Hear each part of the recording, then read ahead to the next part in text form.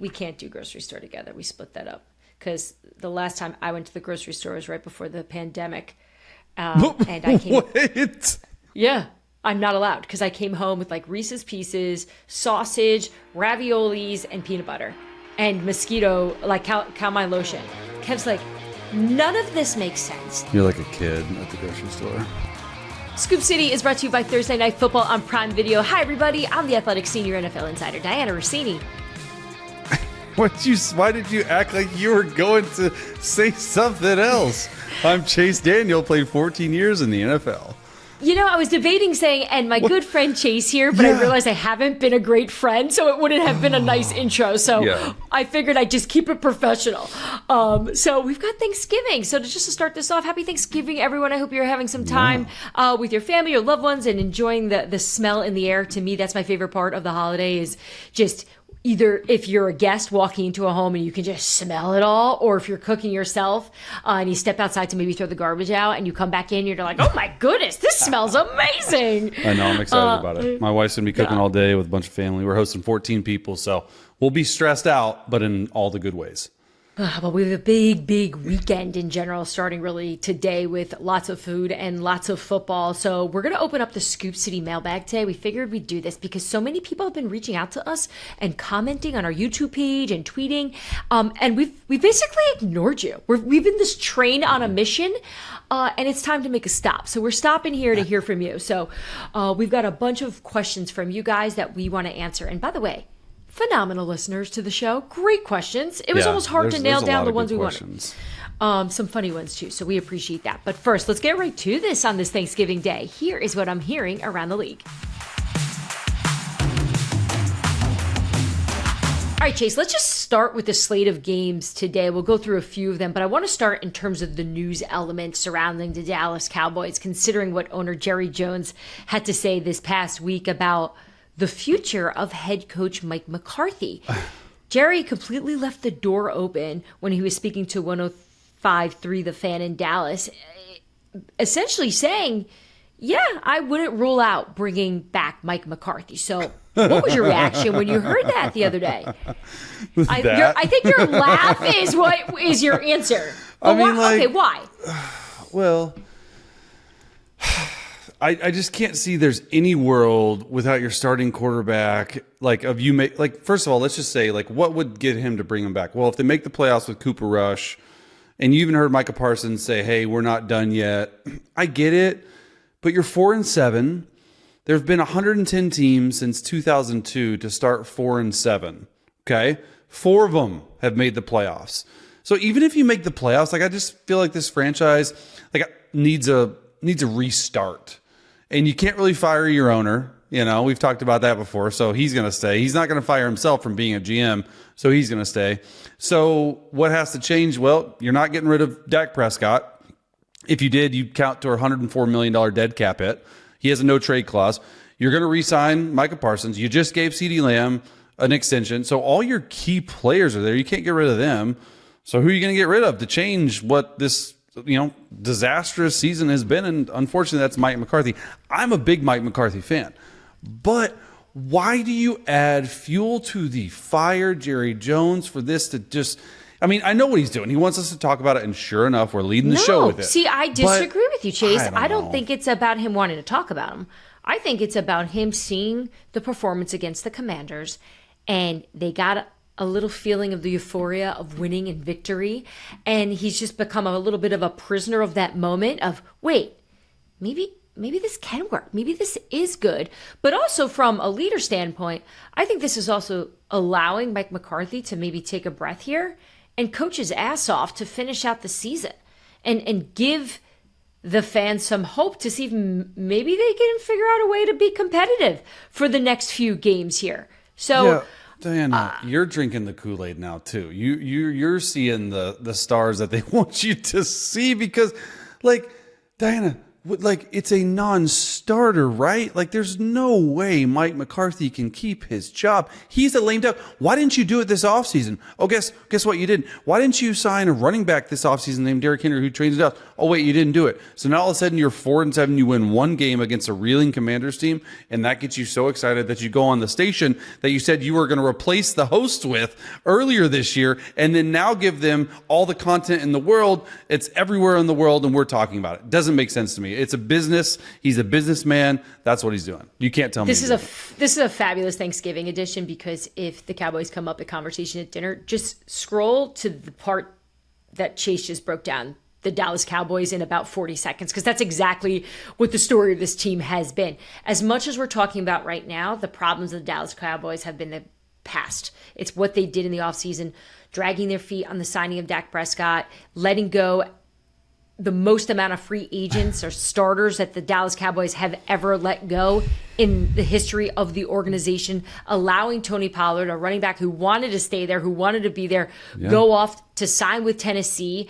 Derrick Henry obviously campaigning to be there, being very vocal about it, working out in the Dallas area. It was no secret that Derrick Henry wanted to go there, and they made that decision because they got their money tied up in their big star players. So the fact that they didn't make any of those moves in free agency, and even just look, the Dak Prescott conversation is going to continue until he can win in the playoffs. We're going to keep going back to this of, is he good? Is he a player that is just really a great singer when he's with a band? He's not a solo artist, right? He's not Beyonce. He's not Taylor Swift.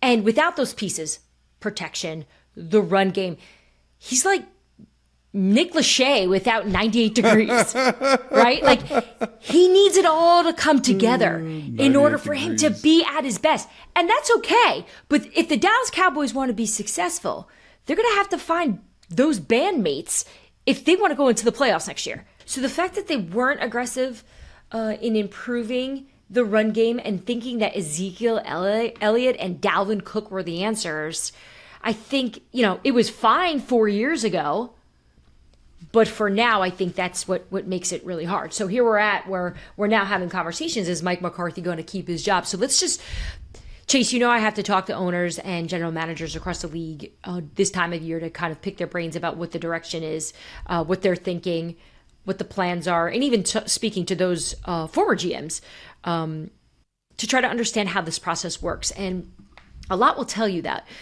when you're trying to make a decision on whether or not you want to fire the coach in place, it has more to do with what's out there than it sometimes has to do with what's in your building, right? So you're looking at Mike McCarthy, and you know that if he gets fired, I feel pretty good that Mike McCarthy's going to get some opportunity. He's gonna take some interviews. Wait, what? You just said Mike McCarthy's a great coach about 5 minutes ago. Before I ran on my band rant. Yeah. No, I agree. But just hearing it from somebody in the know such as you, it just is like a little bit shocking because there are a lot of good candidates out there. Okay, so say that, right? So let's say the good candidates are out there. You're talking about the Bill Belichick's, the Mike Vrabels, the Ben Johnsons. Okay, all makes sense.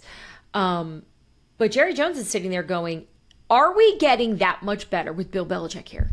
Are we getting that much better with Mike Vrabel here? Are we getting that much better with Ben Johnson here?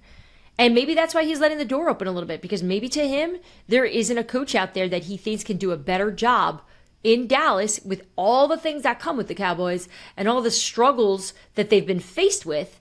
A lot of it due to the fact that this front office hasn't given them everything that they need. There's no way in hell he's going to be the head coach next year. I will bet, like, not money because I like to be cheap, but I'll bet like 1,000 push-ups or something that there's just no way. There's no world, in my opinion, that he's going to be the head coach of the Dallas Cowboys next year. I just can't imagine. I'm not debating that. Like, I'm with you. I think if right now we had to put money on it and guess, like I think even if they finish 9-7 and miss the, or 9-8 or what are the 17 games, 9-8 and they miss the playoffs, I can't imagine that you don't want to start fresh. Right? We'll get to our mailbag question in a second here. We'll do that in the next segment. But someone actually put in from Hampton Davis about some of those realistic names that you would want to see replace Mike McCarthy. Like, is there someone out there that you've had your eye on that maybe this is kind of motivating you to say, okay, this is done? Or is it just really Mike's body of work? It's Mike's body of work there. Look, I understand you win 12 games, 12 games, 12 games. But the writing was on the wall. Am I correct in saying, like, at the beginning of the year when you don't give him a contract, it's like how many guys go into a season as a lame duck head coach? I mean, for me, I don't know. I like the young, innovative offensive mind coach. So if I'm Ben Johnson and I got Jerry Jones's pocketbook like waiting for me, like, why not? Like, the dude, like, I was around him in 2020. The dude was a tight ends coach in 2020. Now, obviously, you know, one of the best, if not the best play callers, and will have his pick if he wants to make the move to a head coach ranks. But you could just tell, like, about him, like, he demands respect, but he's like one of the guys. He's younger. You know, Mike, when Jerry hired him, he was out of coaching. I just think they need a breath of fresh air in there. And quite honestly, until Jerry gives some juice to the head coach as far as like players that they can get on there, then it's not much is going to change. But I know Ben Johnson's the hottest name out there, but I was with him. I think he's going to be great. Yeah, and I think that would be a win, just based on what we're seeing, what he's doing in Detroit. Our colleague Mike Silver actually just did a profile on Jared Goff that dropped yesterday that you want to take a look at, and Ben Johnson has a lot to do with the growth of Goff in that offense and the ability to take a player who we weren't really too sure about and develop it into what we're seeing now. And we know what Dak is, right? Dak, in my opinion, forget the playoffs. Dak in the regular season has been really, really good. You could say last year, and I will say last year is his best year to date in terms of just him playing, right? He was second or third in the MVP voting. Can you imagine Dak Prescott with Ben Johnson in that Detroit offense? Like, to me, you pay this guy, Dak, $60 million. It makes all the sense in the world to surround everything you can around him to the highest paid player in the NFL. Chase, are you ready? Let's do it. Let's open up the Scoop City mailbag. This is the first time we're doing this, so why not do it on a holiday? So here we go. We're going to start off in Baltimore. I love this one too. It's from Baltimore Sports Jam. Thanks for hanging out with us, guys. A few shows back, you guys briefly mentioned that possible head coaching changes for 2025 could include coaches retiring or stepping aside. Yeah. Are you hearing, in quotes, adorable, thank you for that, anything about Baltimore in that regard? Hey, Baltimore Sports Jam knows our segments. Love that. Appreciate that. It's a great question. Harbaugh? John? So what are you hearing? I think that's what he's obviously asking about. Is John Harbaugh in a position in his career where he's going to step away from the Baltimore Ravens to retire or maybe perhaps take on another venture, another team? Look, I think the Ravens' goal this season has been Super Bowl. Like, talking to people there, they are on a mission to get the most out of the roster here, to get the most out of Lamar Jackson. And it appears, based on the way they've been playing, that the chances of that happening are probably pretty darn good. But I hate using these definites when it comes to coaches, because every year they look at their season as its own. Yeah, so I want to see separate. How Harbaugh is going to look at his life in Baltimore as, okay, I've done this, this, and this for this long. Let's put Harbaugh's decision aside. Let's just say this. I'm not reporting any of this. We're not saying John Harbaugh's leaving Baltimore. But let's just say if he were to be available, think about how many teams he would slip right into one. Don't you think he would probably be? But you know what's interesting to me is this question is, like, I've sort of heard, I don't want to say rumors because I don't really we call it chit chat on this show. Yeah, it's I've heard chit chat about, like, if they don't make the playoffs and have a deep run, like, he could be fired. Like, if he doesn't do this and that, like, he could be. I'm just thinking, like, why? To me, he's like one of the coolest head coaches. Like, I don't know. I just think of him. I think of, like, cool. I understand, like, you know. Eventually, you wear out your welcome, sort of like the Andy Reid type thing. That's in the Philly. Exact comp I was thinking. It's the perfect comp. But then you go 10 years down the road, Andy has 10 win seasons with Kansas City. So he's like better. He's actually better, obviously way better with Kansas City, 3 rings. But like he would be the top guy on the like. Who are you going to replace him with that's better than him? I mean, you have no idea. So to me, that's just absurd. But I've heard chit chat. Yeah, going back to what we were talking about organizations looking at what they have and making a decision based on what's out there. And I would say this coaching group, this cycle has some stud candidates. So that would be interesting. But yeah, there's chit chat, but usually the chit chat starts when teams get bounced. You think Ravens, but you also think it with the Steelers. How many every year we have this conversation? Should the Pittsburgh Steelers move on from Mike Tomlin? Guess what? He wins. Yeah, he wins. Always. He wins. No losing seasons. All right, so Baltimore Sports Jam. We hope we address some of your concern or questions there. So that's what we're hearing. Ooh, I like this next one.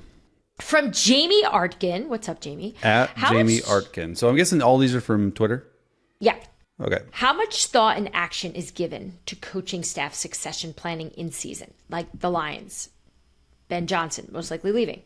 Is he working with Dan Campbell to prep someone on staff to eventually take over for him? So let me just start with this.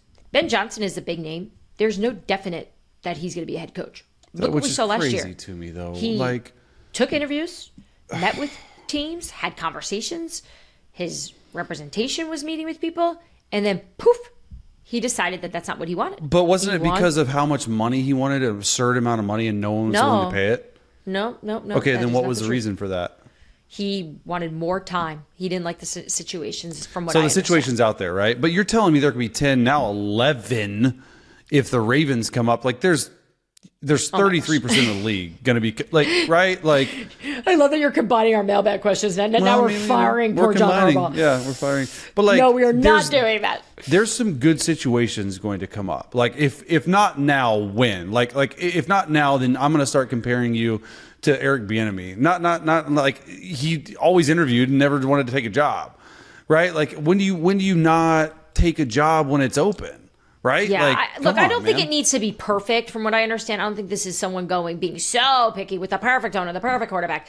But look, the lifespan of a coach nowadays is what, 3 years? They're like first round quarterbacks. You don't get much time.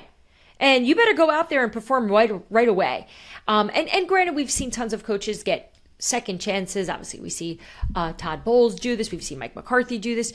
But you talk to Robert Saleh right now, he's chomping at the bit to get back in there, right? Yeah, he knows he had a shot. Know. Well, that's all these guys know. Like that's the thing too that people don't understand is like these coaches live, eat, breathe, sleep. That's the only thing they know how to do. So as soon as they get out of it, get a breath of fresh air, they want to get back in.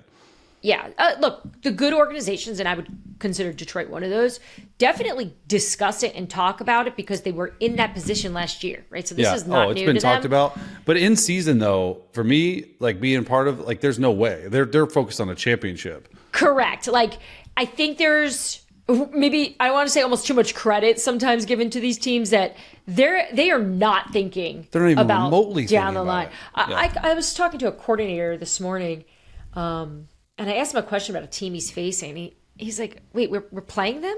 I was like, yeah. He's like, oh, I forgot. Yeah. Like, their brains are so shot. It's so day by day. It's so day by day. My favorite conversations is when if you're talking to a player and he'll go, wait, what's the quarterback's name in LA again? I'm like, yeah, Matthew Stafford? No, it's literally numbers on a scouting report. It's like, all right, correct. Number 50 outside linebacker, because especially now it's like, all right, 50. Okay, who's the safety? Okay, 22. Okay, that's how I got. Wait, is Harrison Smith?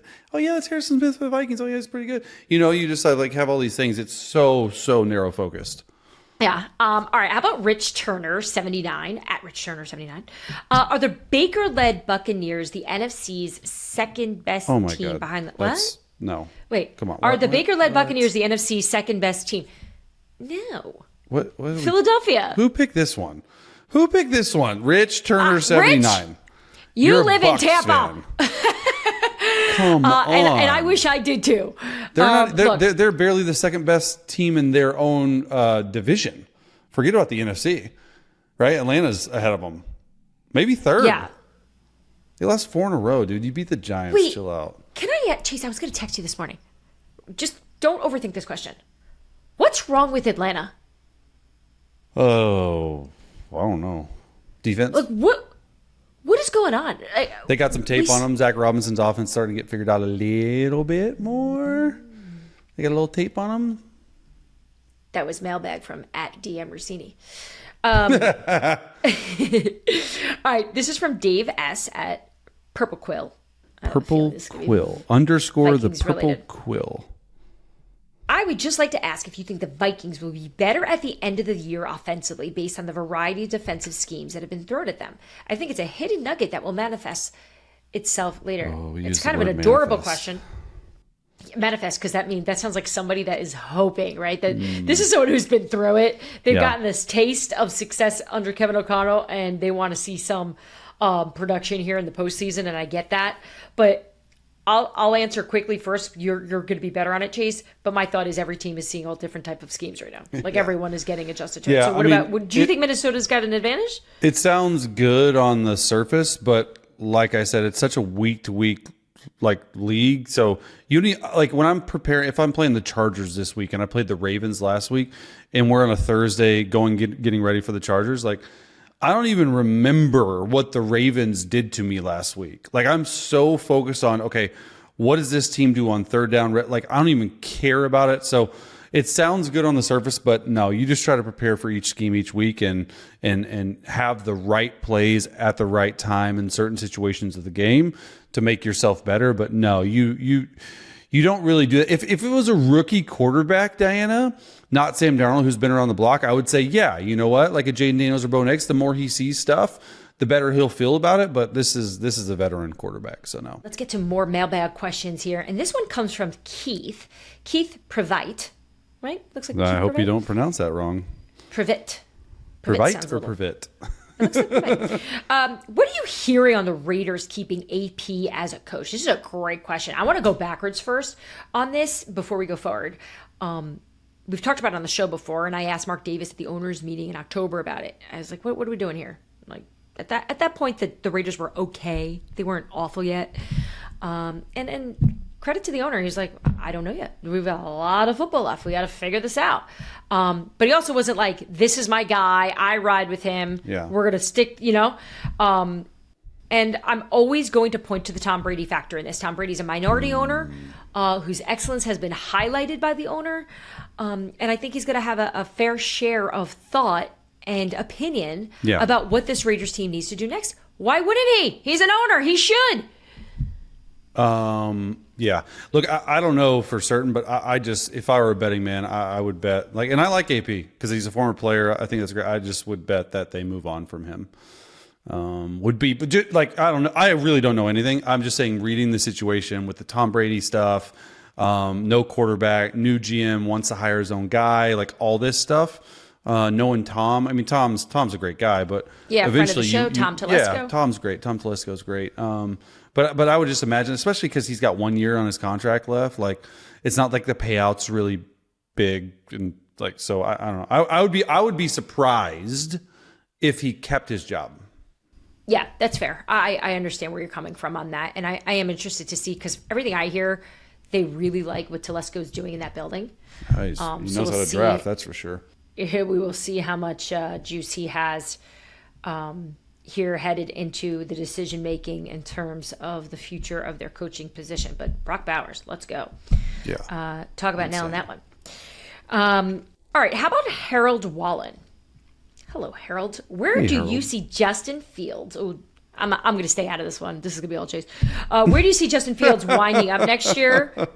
Will he or Darnold be the top quarterback targets in free agency? Let me take Darnold from you, Chase, real quick. Yeah, go, please.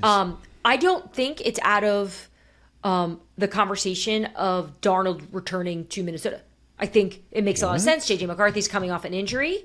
They love what Sam has been doing. I don't think it's out of the question for Minnesota to think about possibly keeping Sam part of their roster. There's also obviously a chance that he hits free agency and they stick with what they got there. But I do think if Sam hits free agency, he will certainly be a top target, because really this transformation that Kevin O'Connell has been able to help him with. He will be the target in free. He's played really well, and he's outplayed his $10 million a year number. So what can they What can they afford, though? I guess, JJ McCarthy's on a rookie deal, but that's interesting to me that they would sign him back, especially because I'm guessing he's going to want 20 or 25, maybe more a year, especially if he leads them to the playoffs. Playoffs? We're talking about playoffs? Where do you see Justin Fields winding up next year? That's a great question. I feel like the league sort of split on Justin. Some love him, some hate him. The only team that makes sense for me is the Las Vegas Raiders. Las Vegas Raiders, to me, they are in a situation where you need somebody to step in and to sort of be a bridge type guy. You can get him for pretty cheap, I would guess. Under $8 million a year would be my guess. And when you look at the draft class, if the Raiders keep losing, they're going to be drafting high. I don't know about this quarterback draft class. I'm really not sold on this draft class. You bring in an offensive guy, which I think Tom Telesco will do, and just see what he has. I think he could end up starting for you, be that bridge guy, but also be that jack of all trades if you do end up playing the rookie that you draft or whatnot. I would be surprised if he doesn't end up there. It makes all the sense in the world, or really any other team, bridge team, but I'm just not sold on this quarterback draft class. Yeah, you're one of many that are saying that right now, and we're going to dig into that probably a lot deeper in the offseason. But for right now, it just doesn't seem it doesn't seem like a group that's going to flourish at this point. And unfortunately, like every season, we've got a lot of teams that could use them, and we've got a lot of GMs, head coaches, whose jobs are going to be on the line to go find one, right? And it stinks that they're not going to really have some great choices here. All right, from Georgia M, why did the Broncos flex into Thursday night football? They were the first team to ever do this. Yeah, 2 Thursday night road games too. That's the crazy thing. Like back to back. Like, why did they do that? All right, I'll start with first. Let's just go the mental side to this. As you know, your former coach, Sean Payton, has this mindset that they want the spotlight, that they want to put Bo in every situation with all the lights shining on him, all the pressure, all the cameras, keep working him into as much experience as you could possibly get. Right? So there's that part of a coach that understands and has the pulse of the team really well. Right. Yeah. I think that's probably his strength. He knows what his guys need and what they're ready for. And in his mind, he thinks that they're ready for that moment. The Broncos also get a rest advantage, right, for their Week 17 game against the Bengals. So Cincinnati originally was scheduled to play Cleveland on that Thursday night. They were set to have 9 days off before a game against the Broncos that could have had playoff implications for both teams. So now the Broncos, they get that extra rest. Right, so in their minds, they're going to be probably seeing Cincinnati to try to get in, and they have the advantage now because by switching in, they're getting more rest. Does that make sense? Yeah, I mean, it definitely makes sense, but Cincy's and they're good on the road. Playoff team though. Denver's good on the road. I mean, we'll see if it works. I don't really have anything to say about that. No. I was just thinking. I appreciate. When you question people that taught you so much about the game. Okay, so because I kind of agree with you. I agree with you. You're crazy. No. You know what I will say is no player in that locker room wants to be flexed into Thursday night. Let's just say it that. Let's just put it that way. I know. All right, let's wrap this thing up. We got one more for us from Frank. Hi, Frank. Real name Francis. Very cool. Super curious about your job, Di. Like, how do insiders work? Over time, you build relationships with certain persons in all the organizations, and when something happens, they just text you. Is there money involved when somebody gives you good info? I wish. Pay for scoops? Money involved? Are you getting broken off over there, Diana? A little side dish, here's $100. Go tweet this. Here's $50. Tweet that. I'm actually curious about your job too. What do you mean? You see my life. You're like horrified by my life. Yeah, but I still don't know. So pray do tell. It's a lot of relationship management. I spend more time talking to people for the moments in the future than really for the present.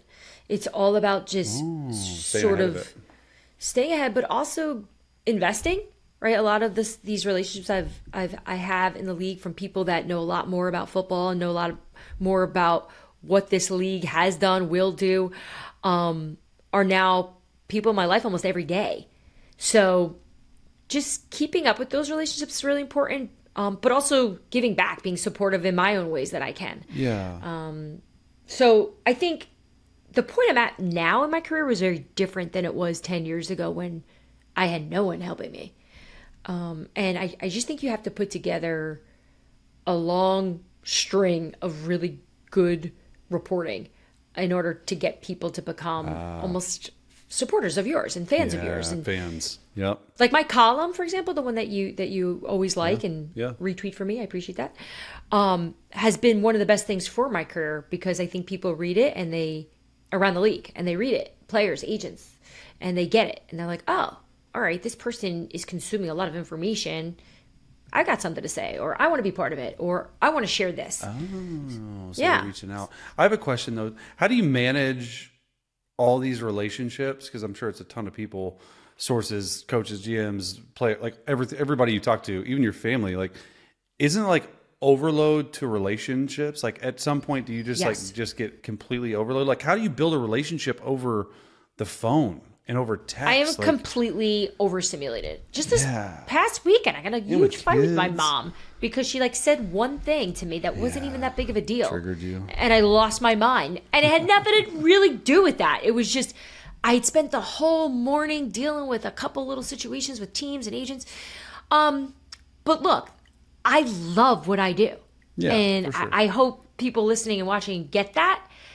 There's something fun about complaining about it because it is a little ridiculous at times with having a balance, but I don't know if I could ever do anything else. So to me, I'm just so motivated from you're wired like that. Yes. Like you really are. And here's the thing. I've spoken to a lot of women in this industry who are like, I want to be an insider. I want to be an insider. I can figure out within a minute if you've got it. Yeah. If you'll make because it. You have to have nerve, right? Like how many times have you seen people come out and say that either my report is wrong or they tweet I'm stupid or whatever it is? You have to be very comfortable with your information, but be with yourself to sit in it and go, yeah, I'm all good here. Like on to the next. And that's my mentality. It's like on to the next story. You said good with your information. Last one before we head out. Have you ever had... this is like the Chase mailbag now. Have you ever had at Chase Daniel. Have you ever had a story that you put out that you weren't 100% on the information and you wish you didn't? Yeah. A couple years ago, I had a very high-ranking source tell me before the Jags' last game of the year that Doug Marrone was getting fired. Guess who didn't get fired? Doug Marrone. So I reported it, and they waited to announce his return, too. So I was in pain. Oh, my gosh. It's one thing to be wrong, and the people there I've had multiple conversations with since that error by me. There was a miscommunication.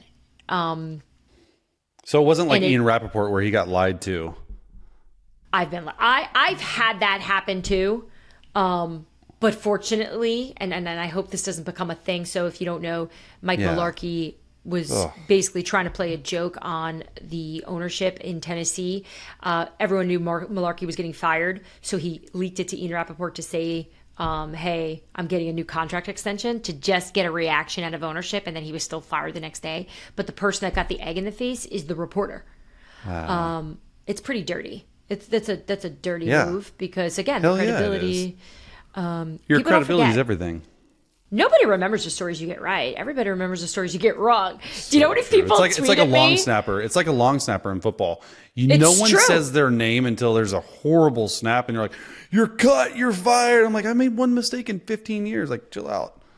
I will say, so you know how Twitter's really mean. Sometimes it's funny. My favorite tweet to this day was, so my colleague, that was the worst part. I was with ESPN at the time, and Adam knew who I was getting it from. So he's like, we're sticking with you. And then the story broke that they're retaining him. And so Adam had to report it. And I was sitting in the cafeteria in Bristol, Connecticut, basically under my desk, wanting to die. And I just went on TV and apologized. Yeah. It happens. So much information It is getting happens. is getting crossed, right? Exchanged. Yeah, and you just have to be really careful and particular about who's sharing it with you and making sure that you're buttoned up at all times, especially with stuff that really affects families, like firings and stuff like that. So yeah, I think you learn your lessons, and every insider has been through them, and you just hope that you just strive to getting it right every single time. That's the goal. Well, you do a good job. We're proud to have you. So as nice as it would sound to be making some side dish cash here, nobody's paying me for scoops. Shoot, I need to pay you to talk to me, because lately has not been the case. We're going to get back to that. I promise. I say that every week. All right, let's just wrap this up with fan bases that probably should be very thankful this time of year. Let's just do this really quickly, going off the top of your head. Which fan base do you think needs to be going, phew, thank you? Lions. I think the Lions. The Lions don't get enough credit. They're not a nationally covered story as much as they should be. And Lions fans, for the most part, because they're in the Midwest, are very nice. I don't liken them to like Chiefs fans, where they're just so used to winning. They're new at this winning thing, and they're grateful and they're thankful for their team. So it'd be the Lions for me. Yep. I would say I am grateful for Nick Sirianni shaving his head for Eagles fans, right? They're undefeated since he did it. Everything changed. I mean, we were mocking and calling it the Britney Spears move, but Nick, this was great. Like, what a good idea. Shed all the yuck that came with it. The run game, just the centerpiece of that offense now, with the tremendous offensive line, a defense playing well. I'm so pumped for Eagles fans just getting this right now, especially a month ago when I'm sitting up here with you talking like, this is going to be a bad year. And guess what? They're turning it around. They are. They are very, your very turn. good. You have another one? No, just one. Okay. I have one more. What? I think the Buffalo Bills need to be grateful for Josh Allen. I'm in on right? that. Because this is not what this was supposed to be. They'll never tell you that. Like Josh Allen's not going to say, yeah, we didn't expect this. But the fact that they've been able to get through as many opponents with the success rate that they've had with very little compared to what we've seen of them in the past. So credit to Sean McDermott. I would say they should Bills be fans are the best too. I would agree. We are grateful for Bills fans. And we're grateful for Sean McDermott. He's crushing it. Yes. All right. That'll do it for us here on this Thanksgiving. I'm thankful for you, Chase. I'm thankful for our entire Scoop City team who works every single day. Yes, I know we only dropped 2 episodes, but there's so much work that goes into the show behind the scenes, between the stats, the information, the storylines, the texting, the phone calls. It is a masterpiece. It is a lot of work, and we're so fortunate to have these amazing people on the show with us. So thank you to our team, and thank you to those hanging out and the residents of Scoop City. Enjoy your holiday. Tell the people you love them so much, and we will see you guys next time. Bye, guys. Tag me next time. Thanks for tuning into Scoop City. If you want to hear more, make sure you like and subscribe. We drop our new episodes every Tuesday and Friday.